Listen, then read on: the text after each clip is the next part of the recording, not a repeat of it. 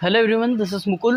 Once again welcome you all to the channel math magic. एक बार फिर से आप सभी का बहुत बहुत स्वागत है आपके अपने यूट्यूब चैनल मैथ मैजिक में, जिसमें आज की इस वीडियो में स्टूडेंट हम देखने जा रहे हैं कि क्लास 8th मैथमेटिक्स एनसीईआरटी आपकी एक्सरसाइज 4.1 का क्वेश्चन नंबर 3 को हम यहाँ पर अंडरस्टैंड करने के लिए जा रहे हैं, जिसमें क्या लिखा हुआ है अच्छे से पहले इसकी मीनिंग को अंडरस्टैंड करते हैं, इसके बाद फिर हम इसको प्रोसीड करेंगे सॉल्यूशन के लिए।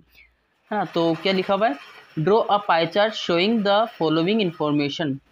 यहाँ पे आपको क्या करना है, ड्रॉ करना है। क्या ड्रॉ करना है? पाई चार्ट को, जो कि इन्फॉर्मेशन शो करो। कौन सी information? The table shows the colours preferred by group of people. यहाँ पे आपको एक टेबल दी हुई है। अब उस टेबल में आपको यहाँ पे यू कैन ईजिली सी, है ना, दो कॉलम्स दिए हुए हैं, एक कलर का और एक आपका नंबर ऑफ पीपल का।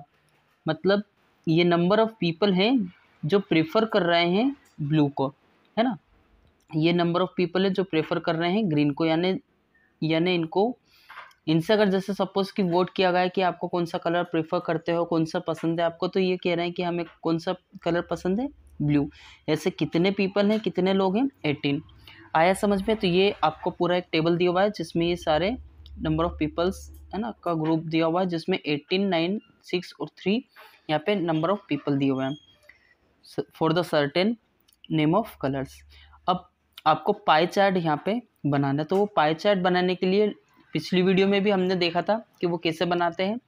किसी भी इंफॉर्मेशन को लेते हुए, मतलब किसी भी डाटा को अगर हमको, हमारे पास कोई डाटा है और उसके लिए अगर हमको पाई चार्ट बनाना है, तो सबसे पहले तो पाई चार्ट के लिए क्या बनाना पड़ेगा, सर्कल बनाना पड़ेगा। अब सर्कल से भी पहले हमें पहले ये पता होना चाहिए कि जो डाटा है हमारे पास, उनके सेंट्रल एंगल्स क्या है। सेंट्रल एंगल का मतलब क्या?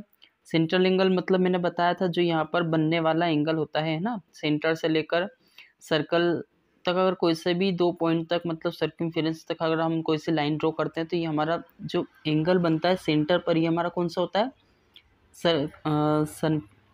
Centre angle. ठीक है, तो ये हमारा सेंट्रल एंगल हो जाएगा। अब ये फाइंड आउट कैसे करते हैं सेंट्रल एंगल? सेंट्रल एंगल को फाइंड आउट करने के लिए मैंने आपको एक फॉर्मूला बताया था कि जब भी हमें कोई सा डाटा दिया होता है, तो उसके बेस पर हम कैसे फाइंड आउट कर सकते हैं। जैसे यहाँ पे आपको जो टेबल दी हुई है, उस टेबल को हम यहाँ पर देखते हैं। तो टेबल हुई है, अब इसी के बेस पर हम यहाँ पर इसको सोल्व आउट करेंगे। तो पाई चार्ट बनाने के लिए मैंने आपको बताया था कि सबसे पहले हमें यहाँ पर क्या करना होगा, सेंट्रल एंगल को फाइंड आउट करना होगा। और सेंट्रल एंगल का जो फॉर्मूला होता है वो होता है, जैसे यहाँ पे आपको ब्लू का सेंट्रल एंगल फाइंड आउट करना है, तो ब्लू का सेंट्रल एंगल फाइंड आउट करने के लिए आपको 18 को डिवाइड करना पड़ेगा टोटल नंबर ऑफ, यहाँ पर जो डाटा दिया हुआ है ना आपका, उन सबको अगर हम टोटल करेंगे तो यहाँ पर ऑलरेडी टोटल दिया हुआ है जो कि कितना है, 36। तो हम 36 से इसको डिवाइड कर देंगे, और साथ में मल्टीप्लाई होता है इसका कितने से, 360 से। तो यहाँ 360 से मल्टीप्लाई कर देंगे। अब ये 360 जो है वो 36 से डिवाइड हो जाएगा, मतलब इसको कैंसिल कर देंगे, तो 36 वन 36 और 0 हो जाएगा। अब 18 का मल्टीप्लाई 10 में करेंगे तो ओवरऑल कितना हो जाएगा, 180। आया इतना समझ में?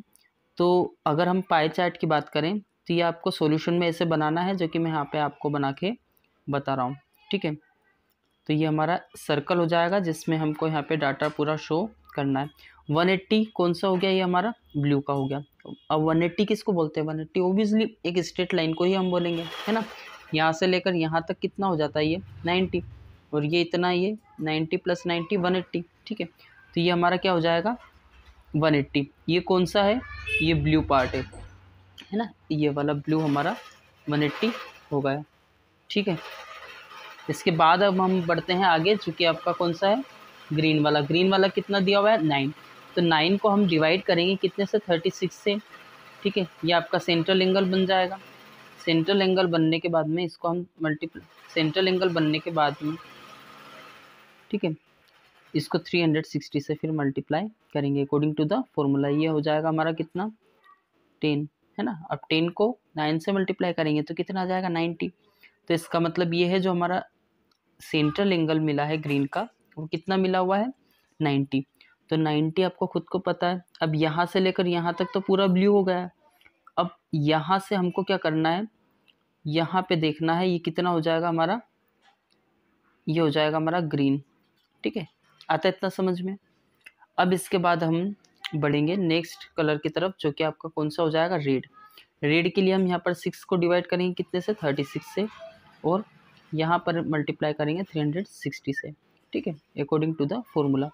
ये हो जाएगा हमारा 10 और ये 10 6 कितना हो जाएगा 60, ठीक है। तो अभी कितना आ गया 60 डिग्री एंगल आ गया, है ना। तो रेड जो है वो हमारा 60 डिग्री एंगल का मतलब ये है, अगर हम यहाँ से देखें तो यहाँ लगभग यहाँ तक आपका 60 डिग्री एंगल आ जाएगा, है ना। तो ये हमारा रेड हो गया। अब बचा कौन सा है, येलो। तो अब वो येलो बचा है, तो येलो जो है वो हमारा इतने पार्ट में आ जाएगा, है ना।